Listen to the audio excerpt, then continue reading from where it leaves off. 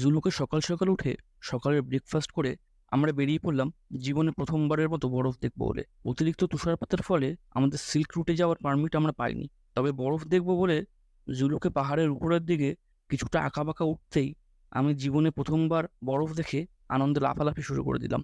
বরফ মাখা পথে বরফ নিয়ে অনেকটা সময় খেলা করে নিজের মনের স্বাদ মিটিয়ে নেওয়ার পর আমরা একটা স্নোম্যান বানিয়ে ফেললাম। তারপর হেঁটে পাহাড়ি পথে কিছুক্ষণ হাঁটতেই এক পেয়ালা গরম কফি পেয়ে গেলাম ওখানে। স্থানীয় লোকেরা ওখানে কফি বিক্রি করছিল। মেঘ কুয়াশার খেলা দেখতে দেখতে জুলুক থেকে আমরা সোজা পৌঁছে গেলাম ইকো ন্যাচারাল পার্কে। এটি একটি ছোট্ট পাইন বনে ঘেরা পার্ক। তবে এখানের বিশেষ আকর্ষণ হলো এখানকার ভিউ পয়েন্ট। যে ভিউ পয়েন্টে দাঁড়িয়ে আপনার অনেকটা সময় কী করে যে চলে যাবে আপনারা নিজেরাও বুঝতে পারবেন না। এখানে সময় কাটিয়ে আমরা চলে এলাম বাদাম চেনে আমাদের হোমস্টেতে। দুপুরের খাওয়া দাওয়া করে রাতে বনফায়ারের মজা নিয়ে আমরা আমাদের দ্বিতীয় দিনটা কাটিয়ে দিলাম।